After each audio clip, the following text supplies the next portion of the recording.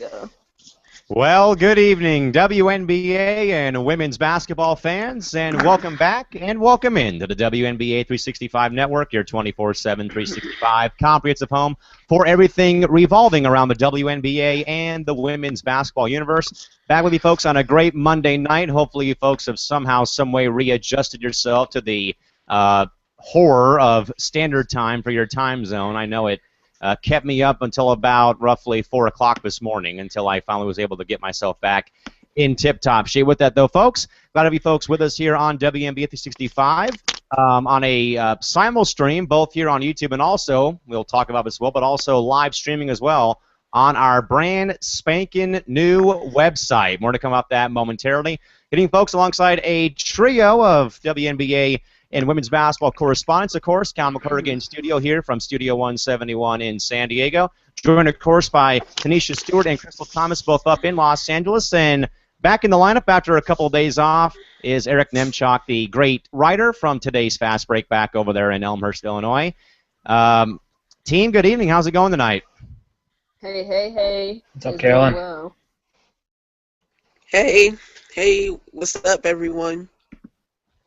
That's all we got for the night is just, hey, what's up, and what's up to me. But with that, though, folks, we'll get to our before we get to all of our stuff tonight, folks. Again, real quick though, as well, we want to quickly first touch base on again what's going to be happening this week. Again, we will be off tomorrow and Wednesday, because again Thursday and Friday we'll be having our two big shows again hosted up in Los Angeles at the Lux City Center Hotel in downtown LA. Again, I'm up there for the next 2 days for a broadcasting convention. So again, we'll be live from Los Angeles, probably late on Thursday and probably a bit early on Friday evening, or it might be the other way around. We'll check our schedule later on. But again, we'll be off Tuesday and Wednesday and back with you folks again on Thursday and Friday again with three people up in Los Angeles, but at completely different places though in LA on Thursday and Friday night. Now with that though, folks, we'll get to some other exciting news. We are very happy and proud to finally relaunch a website. We know that we had one a little bit earlier on during our opening when we first launched, but now that we've relaunched ourselves, we have rededicated ourselves to the World Wide Web, and now you folks can check out everything about the network and also get our take as well on a combined effort blog and website that is WNBA365.wix.com/. WNBA365, all of that put together in the wee hours of the morning by the new webmaster, that is Webmaster Tanisha Shoddy. Stewart. Tanisha Stewart putting that all together. Obviously, Shorty, we'll start with you on this because I know that you had stayed up until the wee hours of the morning to kind of fix this, and you've been working on this, I think, for at least the past few weeks or so. I know that a lot of time went into this by pretty much all of us at about 3 a.m. Pacific time in the morning earlier in the day. But on that, though, Shorty, obviously we know that we're, just getting this thing lifted off the ground. I was farting around and playing around trying to get some type of splash page put together where now fans can actually watch the program while they're on the website. So I got that worked out before we came on the air. On that, though, Shorty, what else, though, can fans and visitors to the site see, though, while we still try to get this thing off the ground, but also what can they see, though, that's up for their viewing interest right now at this point in time? Well, so far we have, our first blog post up. It's an introductory blog, just introducing the site and all of us here as being rebranded, as a WNBA 365. But yeah, we just got so much stuff up so far. I know you, Callan, put up previous shows that we did, so far, and the gallery page is up, and we also have the contact page where fans can contact us via Twitter or shoot us an email. But also one thing that I was happy to put in there, not only a comment section, but a questions and comment section in the front page. So if anyone has anything they'd like to discuss with us, shoot us a comment on the front page. Now, Crystal, going to you, you're going to be the first person, I believe, that's going to actually write a full story for the network Yes, blog page, you can kind of yes. say. I'll be following in your footsteps probably as soon as you finish off doing your post so I don't intrude on your business. Other than that, though, Crystal, okay, so we know that you're going to be the first person to write a different story, as we know that Shorty kind of threw together a pretty sweet little small introduction about what the purpose of this thing is. Rather than that, your overall take on how the site has looked so far. I know that we had all been in Twitter conversations, really early in the morning to kind of piece together the final things for the site. Your thoughts about the entire website and why? I think the website is cool, is awesome. Um, they'll get to know us on a different level other than Twitter. I think it's cool. Shorty wrote, a beautiful biography about us. She was like Maya Angelou or something. Um, it was. I think it's cool though. I think it's a cool place if they want to know about us, about teams, whether it's LA or whatever other teams are. I think it's good for them to follow. I think there's going to be a lot of interesting blogs up. I know my blog might make you guys shed a tear between your feelings, or it might not. Depends on how thuggy you are. If you thuggy, you'll be fine. But yeah, I think it's cool. I think the website is going to be something that people enjoy. Now, Eric, sadly, you were at a disadvantage this morning because with us West Coast people out here, it doesn't that we're 2 hours behind you in Illinois. So obviously, your phone's going off every 20 seconds, and you finally just said to us, "Why are you guys up so late again?" And it's just out of us being West Coast people out here. But obviously, Eric, so we know that you write tremendous stuff for Fast Break, and obviously you're going to probably try your best to write something for us as well. And we don't want to pile on your plate because we know that you have a lot going on though. But your thoughts though about how the website has turned out so far, and in the few one day or so that it's been online so far.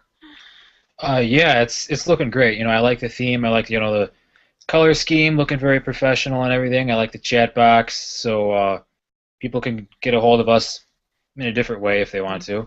I like how the splash page kind of features our live stream, so if there's a show going, people will be able to access it immediately. And I think we kind of needed like a central hub for the network. We had Facebook, we have Twitter, we have YouTube, but just something where you can kind of access all those things at once. I think it's kind of a good idea. And also, we can also write our own biographies, and the gallery, that's looking pretty cool, even though there's nothing there yet.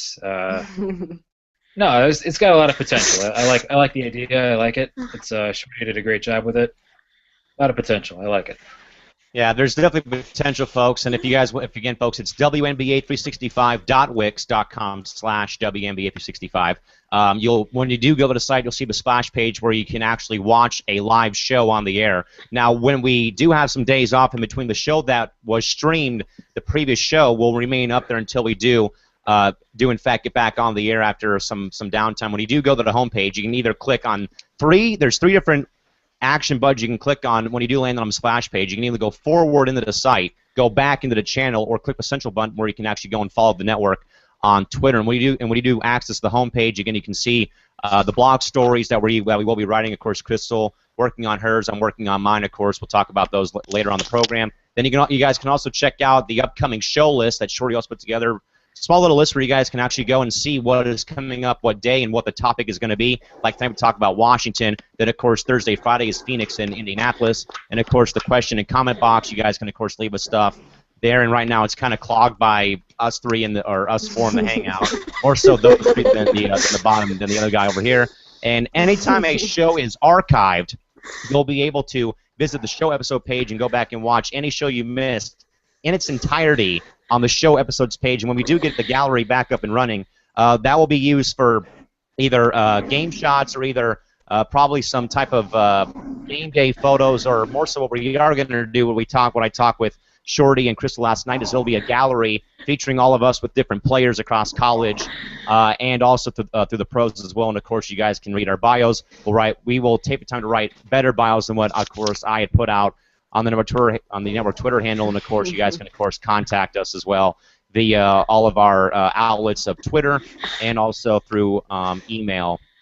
as well. But again, folks, the website again is WNBA365.wix, WIX.com/WNBA365. All right, guys, let's get to the more important news at this point in time. Relocation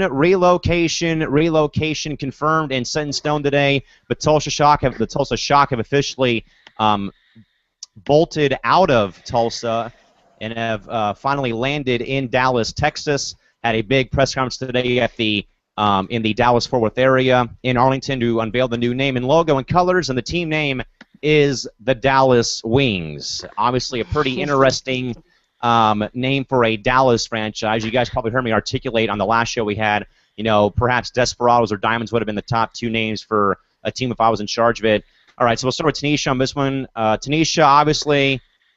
All right, something probably out of the blue, I think, quite literally with the new color scheme for the Wings. Obviously, a different name and a kind of a different name, to say the least, amongst WNBA franchises.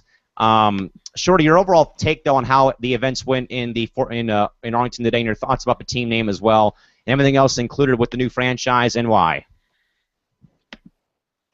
I mean, I'm trying to think. I mean, the name, the Dallas Wings. I mean,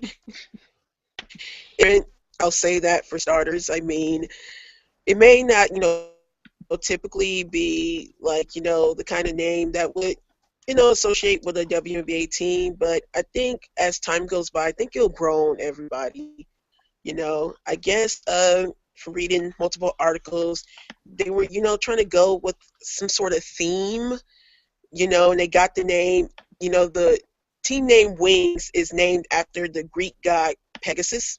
So that's the theme that they were, trying to go for with the team name. But, like I said, it's kind of odd now, but I think ultimately it will grow on everyone.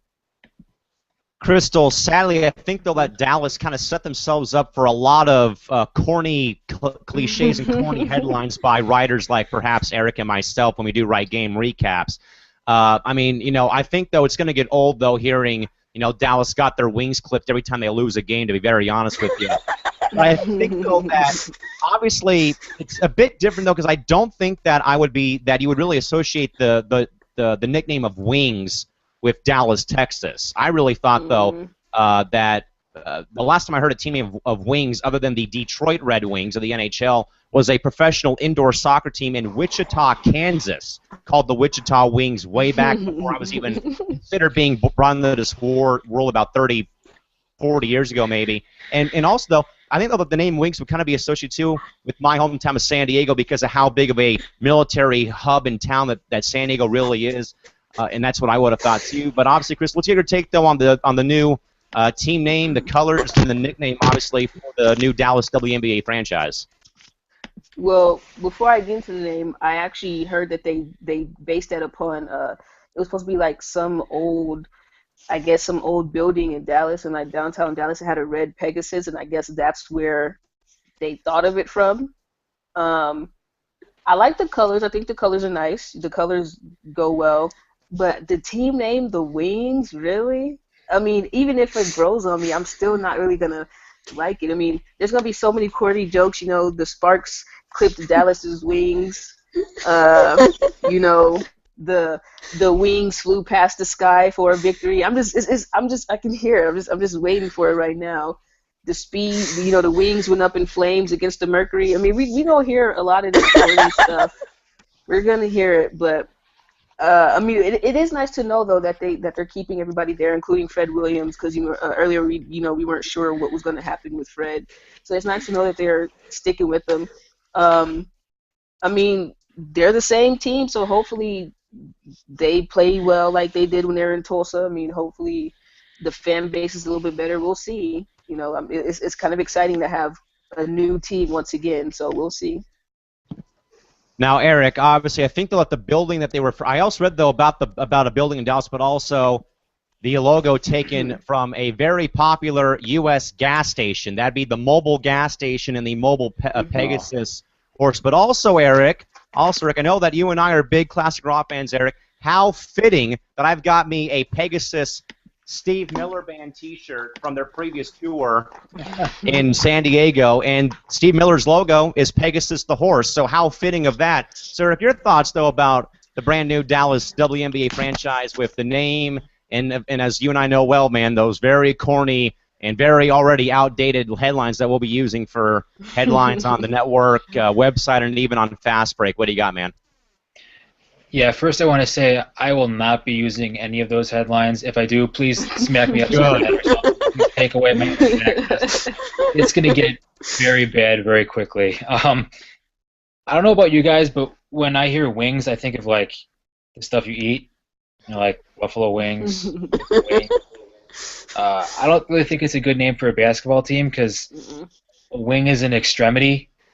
It's not like an actual animal or entity or what have you. So, yeah, I don't really think it's a very good name for a basketball team. I'm just going to leave it at that. But, the colors are nice. I like the logo. I think it's pretty cool. Pegasus, that's a cool animal. It's not really a real animal, but it's cool. Yeah, I'm not sure if they had the Steve Miller Band in mind when they created the logo, but it's very nice. But the wings, it's going to take me a while to get used to it, and the headlines will be awful. Horrible. Yeah, I can see it now. I'm already shaking my head. Like this is like Dallas kind of walked into this sadly. They kind of they walked into that sadly with the new name. But again, folks, the new Dallas team name again is the Dallas Wings. And again, I think other than Sue Faber writing a pretty catchy little whole league-wide little ad-lib / poem, I guess, that we had retweeted on the network Twitter handle earlier in the evening.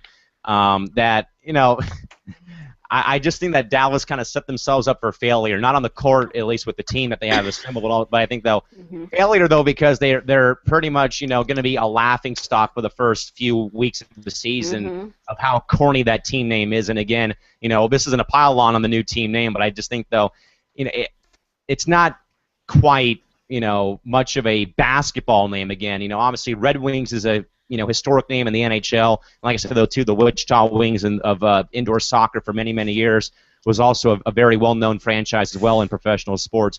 I mean, I'm kind of like this right now. I mean, also, folks, we did take a poll, though, on Twitter earlier in the evening about everyone's thoughts about the team name being changed. I'm going to pull those up real quick. But again, folks, obviously some small again, I do see, though, guys, where they're going with trying to incorporate some type of the city in there between the building and the mobile gas station logo and, of course, the Greek god, Pegasus, of course, the winged horse, so on and so forth.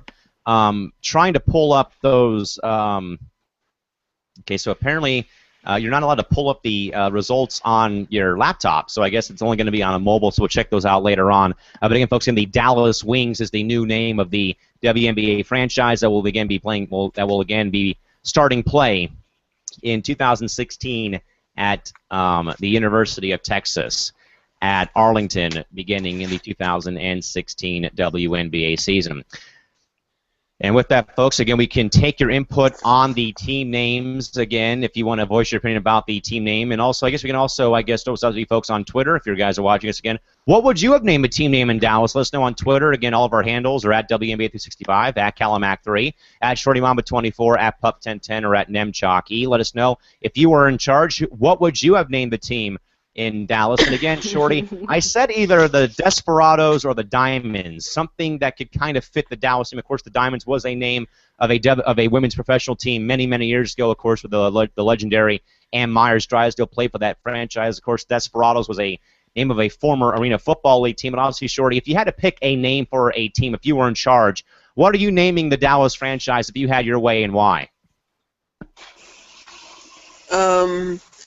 I think I do like your idea of the Diamonds, so I would go with that.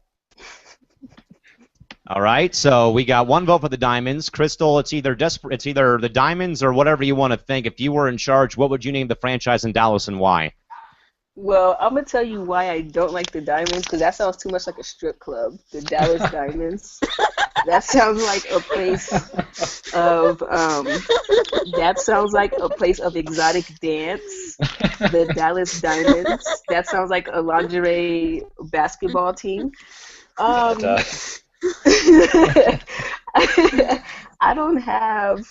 I honestly, I probably would have just kept it to Shock. I mean, I don't have another clever name. Um, but the Diamonds definitely sounds like they about to throw some tips up in there. That's what that sounds like. Okay, Eric. So now apparently we've got a name for a lingerie football league team. If we ever bring it back to San Diego, we can call them the San Diego Diamonds because of Crystal's name.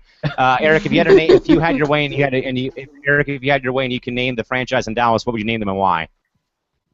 Oh man, I don't know. I have nothing to follow that up with. I agree with Crystal. I think the Shock.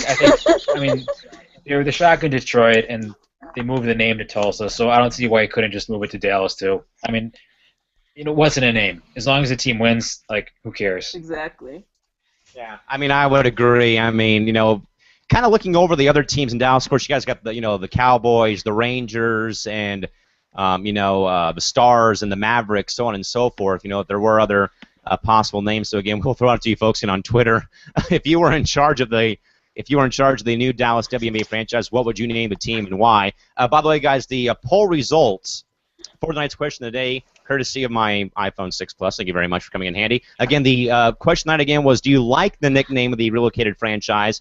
89% of our voters said no, and only 11% said yes. That was a grand total of 10 votes on our question tonight. So again, 89% of the fan base on Twitter says no, thumbs down on the Dallas Wings nickname. And again, like I said, though, I think though that nickname should probably come out to my city because again, it's a name that I think would be geared more for a city that's more geared towards military or something to that effect.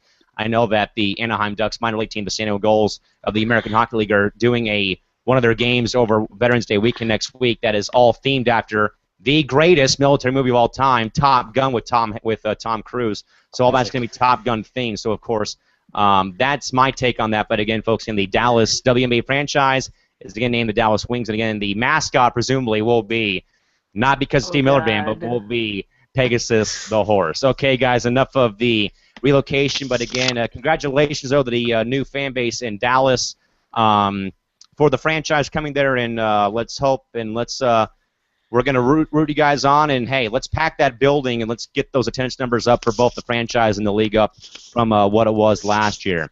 Okay, guys, let's get to the more important topic of the evening. Again, the next recap for the 2015 recaps and more is of the Washington Mystics, led by longtime WNBA veteran head coach Mike Tebow, who played their home games at the Verizon Center in our nation's capital. The Mystics finished the year at 18-16 in fourth place, but were bounced in 3 by the number 1 seed New York Liberty. Shorty, we'll start with you on this. Obviously, the Mystics have been a pretty consistent. Keyword there, pretty consistent franchise in the past couple of years, getting in the postseason in the back door the past couple of years. But obviously, though, it's been a few years of back-to-back years of early exits in round 1. But Shorty, though, in your mind, though, let's get your overall take, though, and your thoughts about the entire season for Washington and why. Go for it. Well, when it comes to the Mystics, I mean, you talk about consistency. Yeah, they've been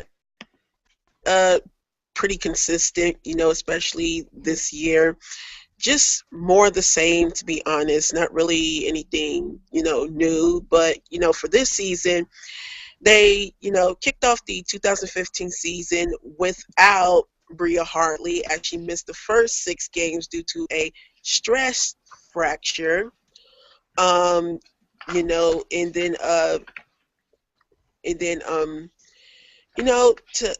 the person who took her place, while she was gone was, rookie Natasha Cloud. And, I think she did pretty good in the absence of Bria Hartley. I mean, Cloud averaged 3.6 points, 2.8 rebounds, and 3.4 assists. So, I think she was solid, and I most definitely think Cloud was one of the underrated rookies, this year, along with the likes of Cheyenne Parker. I know Eric would know that name very well, but yeah, Natasha Cloud was definitely underrated. And then when Bria Hartley did come back, she was good in some spots, but she, never really came back the same after that stress fracture. I think that affected her all season long. And then they also, had other injuries, including one to a veteran guard, Kara Lawson. But overall, their season continued into the postseason where, oh my goodness, they gave not only Liberty fans, but I think WNBA fans as a whole a heart attack as they upset the New York Liberty in Game 1. But sadly, they couldn't sustain that same magic in Games 2 and 3 and ultimately got bounced out of the playoffs in the first round. Crystal, I'm hoping that you know pretty well that the first game gave me a heart attack and put me in cardiac arrest, much like the offseason for LA last year, because you guys probably know how heavily biased I was towards New York in the postseason after July 23rd, 2015, as you guys may know very well. We won't go there, though, at this point in time. But, Crystal, obviously, your thoughts, though, about how the Mystics, again, got back in the postseason, but, again, though, played one good game, but, again, though, had a team on the ropes, but, again, failed to, close them out in Games 2 and 3. Your thoughts on their season and why? The Mystics, they're always that team that starts from the bottom. Not trying to sound very cliche, but they're always that team that starts from the bottom and manages to find their way up. And they're missing something. Not sure what it is because they get so close every year. I think whenever they find it, they will get past the first round definitely. I mean, they play well. I mean, they have a great coach in Mike Tibble. They have a great core. I mean, they're missing something. Not sure what it is, but I mean, I can't really say much bad about them. I mean, Washington played pretty well. Now to our Eastern Conference expert in this hangout, that'd be Eric. Now, obviously, Eric, I'm sure that you saw Washington play quite a few times when they played with Sky this year. And as we had talked about when we had a recap about Connecticut, about Mike Tebow being, a staple of that team for 10 years, and of course he gets blown out and finds a better job with Washington. And obviously, he's a proven winner in the regular season. It's just a matter now of can Mike do it, though, when it counts the most. Obviously, as we had said, though, when he had took Connecticut to the finals in 2005 before they got beat there by Sacramento in that season, he really hasn't had the same type of luck in the postseason. But, Eric, in your mind, though, your thoughts, though, about the entire season for Washington as a whole and why? Well, I think you guys know I'm a huge fan of Mike Tebow's, and it's really come through in this job he's been able to do with the Washington Mystics, because what they've been able to do is very difficult, and that's rebuild while remaining competitive at the same time. You looked at the Washington Mystics after they kind of missed out on the 3-C in 2013, and you thought after the Trudy Lacey era, and you thought like, oh my God, like this franchise is in serious trouble. Tebow comes along, he drafts Emma Meeseman in the second round. That's as much of a steal as you're ever going to see in the draft. She's still just 22 years old. She's already a superstar in my opinion. They're a very good defensive team. They're very deep on the perimeter, I would say. I think what Crystal was saying, they're missing something. I think they're missing like a perimeter star player. Meeseman is great, but for the post player, you still need to be able to enter the basketball into the post. And I really like what the Mystics have on the perimeter because they're big, they're good defensively, they're versatile, but they really need somebody to like step up and be a better offensive player. Because you look at Kara Lawson, she's had a great career, but you wonder how many years she's got left. And Ivory Latta, you love her, but you wonder how far, if your primary scoring option is what, like 5'5", 5'6", you just wonder how far that can take you in the playoffs. So I think Bria Hartley is going to be key for this team, either her or Taylor Hill, because I think they have the potential to be really good scoring guards, but they need to take that next step because they're really cohesive as a unit. But when it comes down to it, when it comes down to crunch time, when you're facing a really stout team like the Liberty or the Fever, you need somebody to be able to bail you out when you can't get the ball to Meeseman or Dolston, and I think that's going to be the next step for them. Tanisha, well, of course, we had brought up, of course, that again, Mike Tebow, of course, great job, great coach, of course, loved by all of us in this hangout, I would assume. I know that Eric is a huge fan of Mike Tebow, nothing wrong with that at all. Tanisha, we kind of look back over now. Again, Eric brought up, though, about really no star power on this Washington team. It's kind of like a team made up, of just players that are scrappy and just want to, get the job done. But again, there's really no real star power or that scoring threat, as Eric alluded to, on this team. Obviously, we know about Ivory Lotta, we know about Emma Meeson, and we know about Bria Hartley and Stephanie Dolson, what they did, of course, at UConn for Gino Ariema. But Shorty, though, I guess though. The question here being, is kind of like, how does Mike Tebow keep getting, good results out of a team when he really has no star power on his team? What do you think, though, and why? I just think the cohesion, the cohesiveness, that Mike Tebow built on his squad. He just has the team playing together, as one unit. So, they can make things work without a superstar. Of course, I do agree with the rest of the panel here that to get over the top, they're going to need that one player that stands out, from the rest, and to, get things done in crunch time when, things are needed. Even though when you need a clutch shot, especially in the playoffs, Ivory Lotta is that person. But yeah, I mean, he, made it work so far, with, just team play, team defense, and everything. But yeah, they're going to need that one star sooner or later, if they want to get over the hump. Crystal, in your mind, how does Mike Tebow really keep pushing the right buttons in spite of him really having no real scoring threat and/or a star player? Okay, maybe I should probably scratch out the word scoring threat, because there's a couple of them on this team, as we said, Ivory Lotta, predominantly the main one. But your thoughts, though, about how Mike Tebow continues to have great success while not having any star power on his roster. What do you think and why? I think that pretty much is that how much of a good coach he is, how much the players trust him. When you can pretty much have a team that goes to the playoffs with no star power, that says a lot about you as a coach and you and your team as well. That lets you know that they're willing to pretty much do whatever because they respect Tebow. Where you have some coaches who have star players and they can barely even get them to play for them for a minute. So I just think that lets you know how much respect he has as a coach. Eric, we know Mike Tebow is your go-to guy in the league coaching-wise. He's done nothing but great things for the league as a coach. But Eric, though, as we said, though, in your mind, how does Mike continue to do this? I mean, where he continues to, win and constantly in the postseason while, again, not having much star power on his team's roster. How do you think he does it and why? Well, he gets all the right players, for starters. I mean, his drafting skills, in my opinion, are the best in the league. His international scouting, he's, in my opinion, the best coach in the league, or the best GM, rather, at finding those players overseas who you might not really have on your radar otherwise. Like I said, Meeseman's second-round pick, it was an absolute heist. And, in the United States, too, you see their draft this season, a lot of people kind of question it, saying, well, Natasha Cloud thought she was gonna go like third round or something. He said he was planning on taking her in the first round, but when Malott was still on the board, he said, "Okay, we're gonna have to take her first." But and then Cloud comes in. She's starting.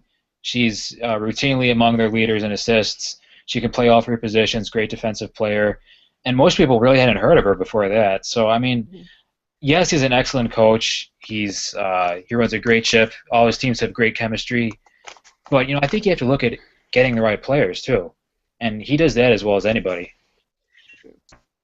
I think, though, that there's maybe a word that's hyphenated that I think we all kind of missed, about that last question that I'll throw in here, is buy-in. Mike Tebow seems to get a lot of players that buy into the system that he wants to play, and it's been that way during his string in Connecticut and now in Washington where he may not have star power. He may not have, a player like, he may not have gotten a player from the 3 to C in the 2013 draft, but he gets the right players that fit the puzzle, that buy into the system. I think that's one thing why Mike has also been very successful, though, in his entire WNBA coaching tenure through Connecticut and now, of course, as well into Washington as well at this point in time. Shorty, okay, let's kind of talk about a few of the players. Let's talk about Ivory Lotta specifically. She's kind of been, I guess, the star player, you can kind of say, for Washington during the past years while she's been in Tulsa and Atlanta and other places in her career.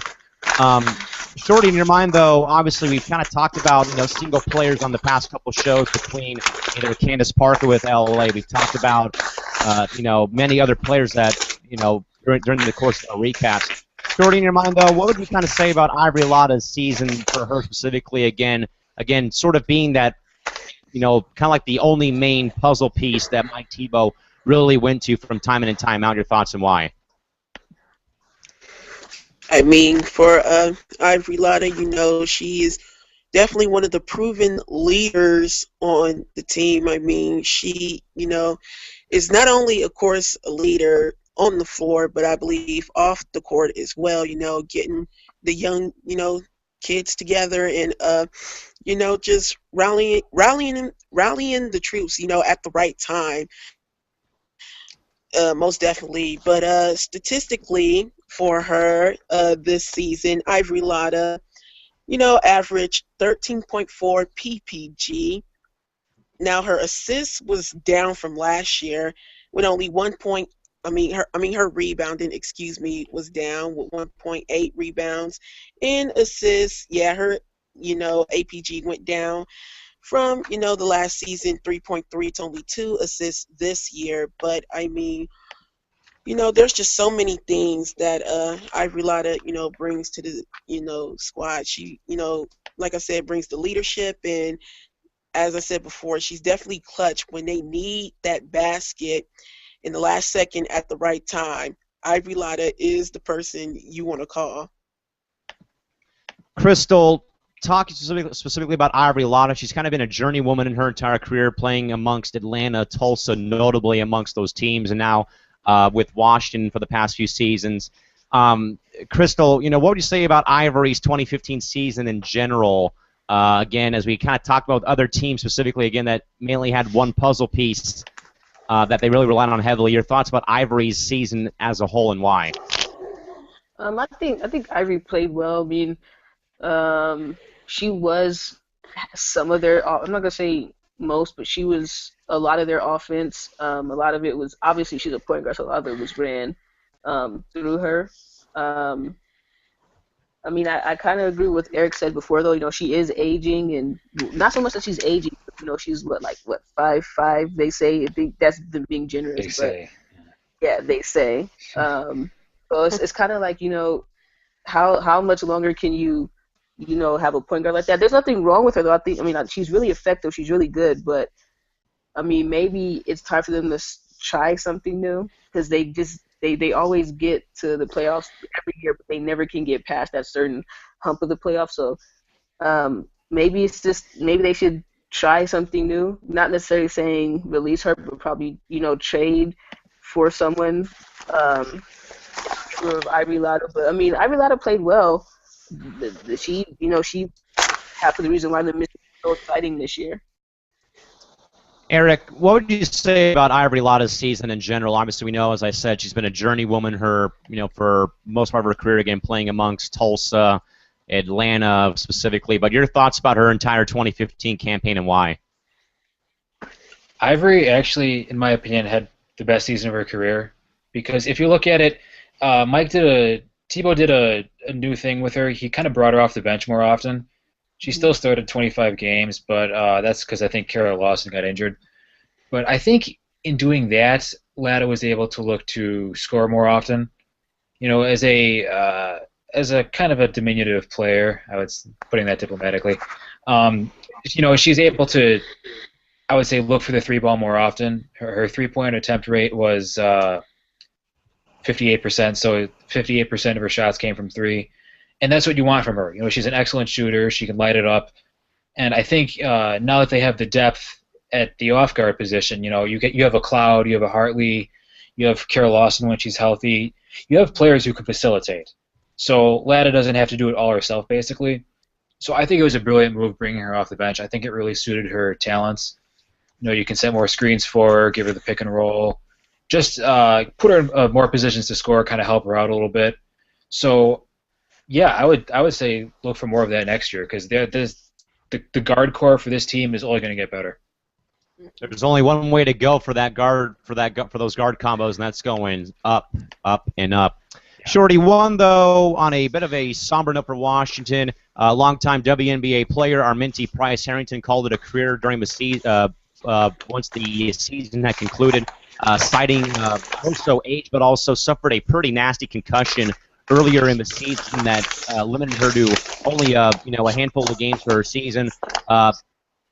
Obviously, Shorty, she will be missed. It won't be probably missed as much as any of the other big superstars that will be that either have or will be retiring sometime soon. Shorty, your final take though about Arminty's career though across Chicago and of course across Atlanta, then LA for that one season, and of course with Washington. Your final take about her entire career and why? I mean, my thoughts on Arminty Price as she came into the league and then ultimately started using her marriage name Harrington. But I just think she had a wonderful WNBA career. She won Rookie of the Year in her first year, where she wasn't the number one pick. It was actually Lindsey Harden. But I mean, I always love watching Arminty Harrington play. I mean, she's just so fast. I mean, that one slogan that came out a couple of years ago called Fast Don't Lie. Well, they were most definitely thinking of Arminty when they came out with that slogan because, oh my goodness, she is like the human road runner. But like I said, I always enjoy watching her play. I know she ended her career in Washington, but of course, without question, her best years statistically were in Atlanta. When she averaged a season career 5.9 points, 3.3 rebounds, and then her playoff career averages 3 points and 3.5 rebounds. And that's the thing about Arminty. I mean, you look at her stats, she's not a big high-time scorer, but, that was never her role, even with all the teams that she was with. She was never a high scorer, but she was one of the best, defensive stoppers in the league, was awarded to multiple all defensive teams, and she's just that kind of player that, gets in the passing lanes, quickly for the steals. And like I said, her best years were in Atlanta with her, Angel McCoughtry, and Lindsey Harden. I mean, that team was like number one in steals a few years ago. So definitely going to miss Arminty. Enjoyed watching her, play, out. But yeah, she will definitely be missed. Yeah, she will be missed indeed. And real quick, Shorty, because you brought up Roadrunner, hang on, I need to find this soundbite real quick for you if I can find it. Let me see. Okay, there you go. I found the Roadrunner text tone on my phone, so there you go, folks. But anyway, Crystal, obviously, it's always tough seeing players in any sport retire, whether you love them or you hated them for whatever reasons it may have been. Of course, as we said, as we had brought up with Tanisha, Crystal, obviously, Arminty again from 07 to 09 with Chicago, 09 to 2013 with Atlanta, 2014 with Los Angeles, and of course 2015 with Washington. The 07 WNBA Rookie of the Year, All Defensive Second Team for the WNBA in 2011, was also a two-time Defensive Player of the Year in the SEC Conference for 06 to 07, and a first-team All SEC in 07, and also a third-team All-American for the Associated Press as well in 2007. Crystal, your final take about Arminty Price / Harrington's career for the WNBA and why? I mean, I love me some Arminty Harrington. I mean, at one point I had a fake name like Arminty Harrington. I love her defensive intensity. There'll be nobody in the league. Probably her and Elena Beer to me are the people with the best defensive intensity that I've seen in the WNBA in a while. I'm pretty sure there's more, but when you think of defense, you think of those two right off the top. Arminty, I don't know if you want to call her Arminty Price Harrington or however, but Arminty Harrington, she will definitely be missed. She had a really good attitude. She was never really one of those players that got into a lot of trouble. It's going to be weird seeing Washington without her. It just sucks that an injury was most likely the cause of her early retirement because she could probably play more years. Eric, I'm a lot like Shorty. I don't like to compare, the W to the NBA, of course, but I mean, if you were to, have, perhaps maybe if you want to talk about either steals or just getting, up and down the floor as a guard, between Minty and in his prime Steve Nash with Phoenix and even with Dallas about just how him and Herb just can fly up and down the floor with or without the ball for steals or even giving up or dropping dimes or giving up assists. Those are probably, two of the best guards of that position for either on the offensive side of the ball, the defensive side of the ball. And obviously, Eric, as we study, it's always tough seeing players retire. Your overall final thoughts, though, about Arminti's career and why? Yeah, it's really unfortunate, like Crystal said, that the ultimate reason for her retirement was likely that injury that happened last year. But, yeah, she was a real joy to watch, especially on those Atlanta teams. In her prime, at her position, there was pretty much nobody more athletic as a guard. She really couldn't score, but again, that wasn't her role. Her role was to lock you down defensively, and again, in her prime, there weren't many players better at that. Just her instincts in particular, I think were really just out of this world because she would jump the passing lanes, in my opinion, better than anybody in the league. She had those long arms. She could finish. She could leap with the best of them. And she just really carved out a niche for herself as the defensive stopper of the league. Of course, Rookie of the Year in Chicago. But I think when people think of the name Arminti, they're going to remember defensive intensity, athleticism, and just really a great person too off the court. Shorty, if you had to compile, a starting five or a small little lineup of, players that you would want on your team strictly for defense that you can think of in the W, who are you putting on your all-defensive team and reasons why?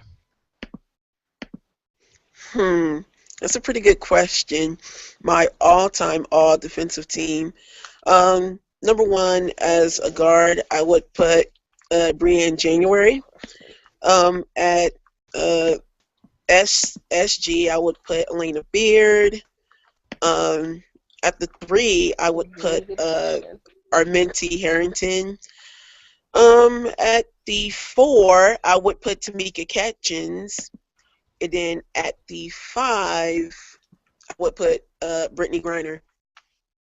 Yeah, it's a pretty good lineup right there. Crystal, what do you think about? Let's hear your thoughts about some defensive players that you want to have on your team. Who is it and why? Try to top that, Crystal. Oh, look at the competition. We get 5, or is there a limit? Or yeah, it can be one player, or it could be just a handful. Is it 5? I think I'm gonna do 5. I'm gonna do 5 for sure to get 5. I would have to agree with Brianne January as a guard. She is one of the best defensive playing guards that is probably in the league.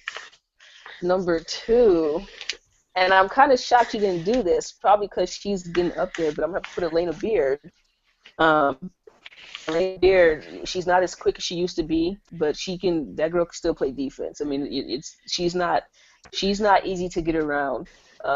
If you see Elena Beard coming across you, you're going to have to work for that extra shot that you're trying to get up. Number 3, oh man. I'm going to have to steal Tamika Catchins from her team again. We could trade back and forth. You can have her when she's done. Tamika Catchins is one of the greatest defenders in the WNBA. Number 4. Oh, I'm going to go old school. Yolanda Griffith. If you don't know who that is, Google. It's easy. Oh my. I'm gonna have to pick Yolanda Griffith on that one. I'm gonna go with that one. I mean, I feel like she should be in the Hall of Fame. Yolanda Griffith. It sucks that her season ended with the torn Achilles because I think she could have really, really, really, really, really made her mark in the league her final year. And 5th, who am I gonna put to the last one? See, now I have pressure. Because I don't want to take Brittany Griner because she got Brittany Griner. But Brittany Griner can play some defense. Oh, I got one. Rookie. Kaya Stokes. There we go. Boom.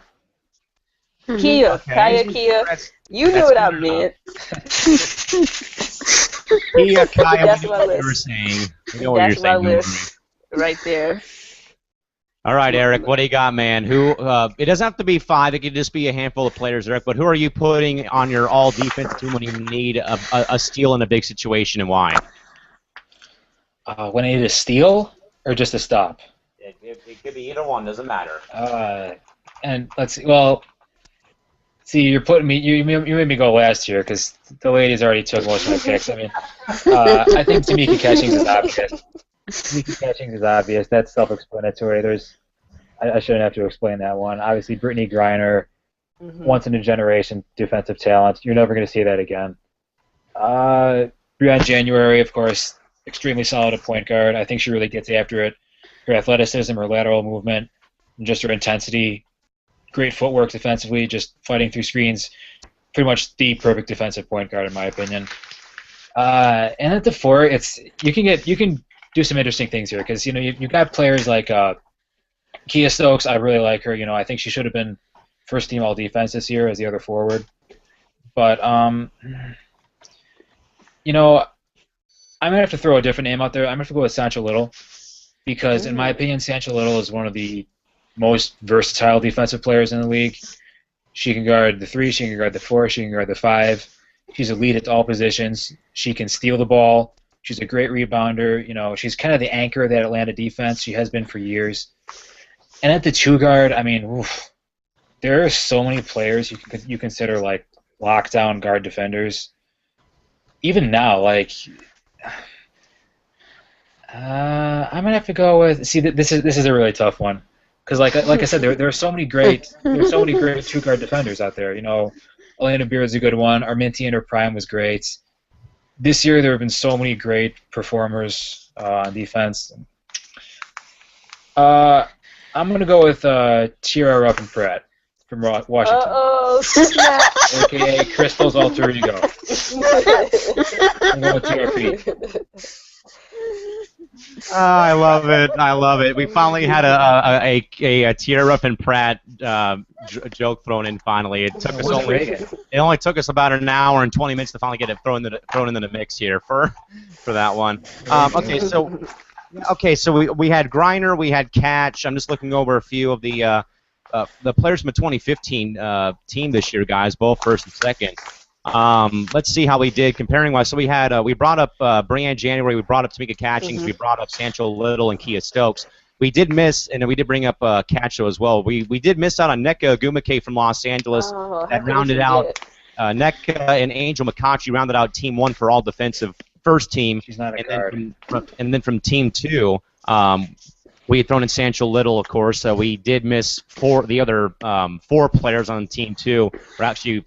We did get Kia Stokes. We missed the other 3, which was Tina Charles of New York, DeWanna Bonner from Phoenix, and Tanisha Wright making second team, all defensive second team as well from the New York Liberty for the 2015 all defensive first and second teams. Shorty, before we do move on to our final topic tonight, any final thoughts about Washington's 2015 season all in your mind, and why? I mean, as far as the Mystics, I mean, I do know that it was announced, I'd say a few weeks ago, that they're going to, have a new arena, a new arena and a new practice facility, that's set to be built and completed by 2018. It's going to be the practice facility solely for their brother team, the Washington Wizards, but it's going to be also a new arena home for the Mystics. And the practice facility seats about 5K, so that that's a decent number, for WNBA fans, or at least for the fans of the Mystics to stop by. The only thing that I heard is that the travel, will be a little bit hard on the fans because it's a little bit further from the Verizon Center, So besides the travel, I mean, hopefully they can still keep their core fan base, coming to the new arena that's set to open up in 2018. Crystal, final take about the Washington Mystics and why. Go for it. I mean, Shorty pretty much summed it up. I think their fan base did really well this year. They, their fans were really live. Their fans really supported them very, very, very well this year. Um, I mean, that pretty much sums it up. I mean, they are what they are. I mean, it's not bad. It's not bad. They are what they are. I like Washington though, but They are what they are. It is what it is at the end of the day. I see where you're going with that one, Crystal. Okay, Eric, final thoughts about Washington's 2015 season and why. Go for it, man. All right. Well, first I got to say something. Angel McCoughtry is not a guard. I know they do that every single season where they fudge the positions. Yeah. Like for fan voting the All-Star game, they put Elena Dell down as a guard. She didn't play a single minute of guard this season. So that you take that with a grain of salt. But I digress. The Mystics, they had a great season. I think I was actually expecting a little more from them, but the Liberty really came out strong compared to my expectations, as did the Fever. So just to make the playoffs still, I think, was a great accomplishment for them. And Mike Tebow just done an amazing job as GM and coach. The only direction for them is up, and I'm not looking forward to facing them 5 times a year. We're not looking forward to playing them twice a year out here on the West Coast.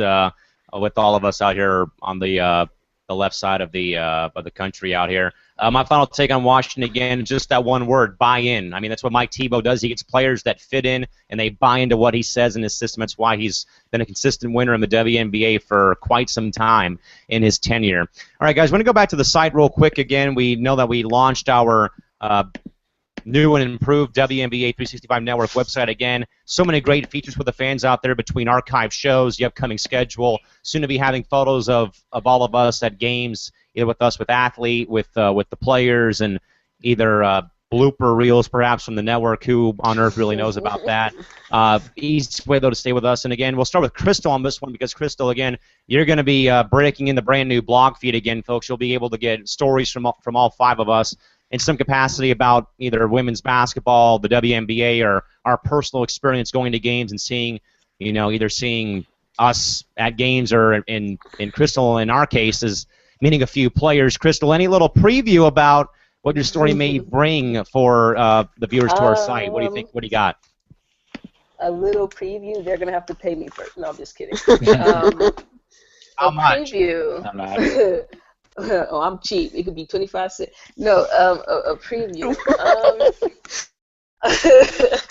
Without giving it away, because I'm still trying to work a few things into it. It's pretty much how a player. I'm not gonna give the player away.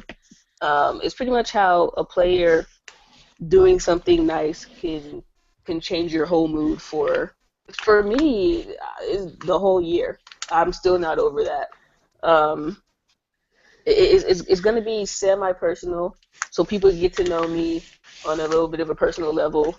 But it's like I said, for some people it may squeak out a few things. But for the thuggy ones, y'all gonna have a little thug cry. Y'all gonna have a little short little thug cry, a little thug whine. But it's pretty much going to be a personal blog about a player and how a player didn't have to do what she did, but she did it anyway, and it pretty much made my whole year. Tanisha, I know that we kind of put you in charge of being the webmaster because you had put together a website many years ago for a television show that you and a bunch of your friends had watched, and you were sharing blogs about it. If you're to write anything, Shorty, what are you going to probably write about if you do, in fact, write a story sometime soon? I mean, I think I'll just, leave all the player, personal stories to you guys. But I'll definitely, put up there different articles about different, news that's breaking. The WNBA or women's basketball. I was thinking of doing a blog post and giving my own little personal take on the Tulsa Shock, now Detroit Wings. The Dallas Wings, not the Detroit Wings. The Dallas Wings, so pretty much might give my own little personal take on that, and just other like breaking news that probably come out during the off season that I might want to give my personal take to. I'll do a post on that, but that'll probably be like the very first thing for me, besides the introduction that I've already posted up on the site. Now, Eric, I know, man, that you sadly are like this, like I am at my university. You got your hands tied like this, because I know that you have to write for today's fast break, so on and so forth. But Eric, if you do, in fact, I know like you'll probably write when you do have some time, and I know that none of us have time on our side. Like me being off for 3 weeks from announcing a PLNU, it's like, what's free time? Eric, if you do, in fact, get time to write for us, what are you going to probably chime in about for your first story? I don't know. To be honest, this is where I'm going to defer to you guys because, again, I have like an agenda. I've got like a schedule of what I need to write for today's fast break, which I get paid for, so it's worth it, believe it or not. So yeah, I mean, like, for the people watching the show, feel free to like submit questions or something. I'll do my best to answer them. I think it'd be really funny to get some viewers involved, something like that, like a mailbag sort of thing, maybe. And maybe we can all try and do a sort of roundtable thing. I don't know. I think that'd be a fun idea. See, that's why Eric's smart. Questions and answers. No, just because I don't know what to do. No, that's a great idea, though. No, but yeah, and maybe I can just keep like a little short running blog sort of thing about my thoughts of what's going on in the WNBA, what's going on with the show, stuff like that. I'll think of something. Yeah, I think we'll all think of something eventually, but for right now, you can at least. For right now, hang your hat on 2 player interaction stories, one from Crystal, one from myself coming up. I could get one of those, too. Say that one more time? I can get one of those in there, too. Okay, so you can expect 3 of them then, folks. Sign me up, yeah. So, yeah, we'll figure that out later, but again, you can at least for right now expect 2 stories right now, maybe 3 perhaps, but at least you can expect one right now from Crystal and expect one from me sometime soon, and Shorty will, of course, give her take on the league and stuff like that, and I guess Eric will be conducting our Q&As, I guess, as well. So again, we'll talk more about that when we do wrap up here. But again, folks, the new website again is WNBA 365, WNBA365.wix, wix.com/WNBA365. Again, folks, when you do head over to the website again, you'll be first approach the live stream splash page. Now, again, once we are off the air for the next 3 days, that viewing page will stay the same until Thursday when we put the new link in for you folks to watch the next show. So if you're coming in late and you can't find the link to the show, you can go right to the website, to the home page, and you guys can watch it live on the splash page. The splash page can either take you to the channel to watch it, our network Twitter handle, or into the actual website itself. And when you do head into the website again, you'll be able to see the blogs that we write, and then the upcoming list of shows that we have. So again, that'll be updated once we do get off the air here. And there's also a question and or comment box where you guys can actually leave us questions or comments on the homepage as well. That's in the bottom right corner of your screen, followed by the YouTube subscribe page. And also, all show episodes will be archived on the show episodes page. So if you missed any show, it will be there for you folks live and in their entirety. And again, we're going to work on getting our gallery up and running sometime soon. Again, that will feature photos from across women's basketball. Also will include our own personal photos with athletes or our personal photos with players from across the women's basketball world. And of course, you guys can meet us as well, and we'll finish.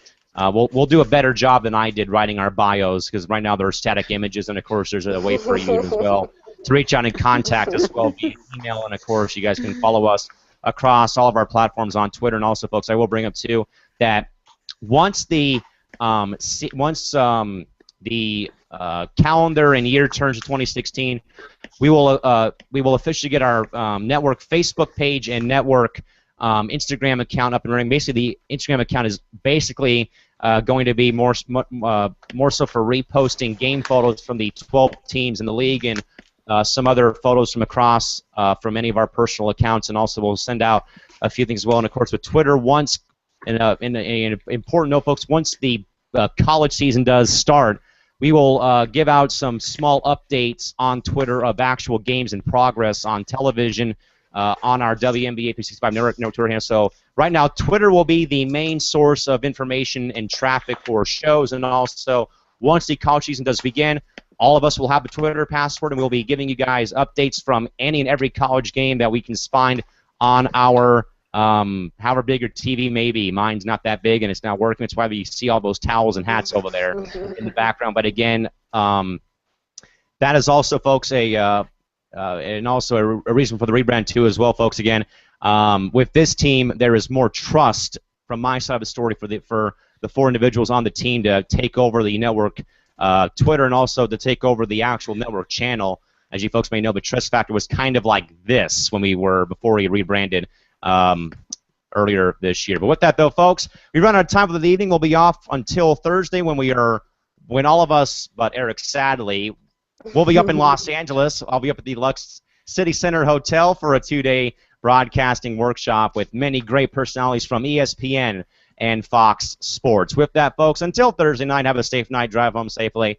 Thanks for driving by and stopping by and checking us out. And good night now. This has been the WNBA 365 Network. We are the WNBA, and we cover anything and everything revolving around the WNBA and the women's basketball universe. For Rick Nemchok over in the great state of Illinois, and for the 3 folks out here in Southern California, see you on Thursday in Los Angeles. Bye-bye.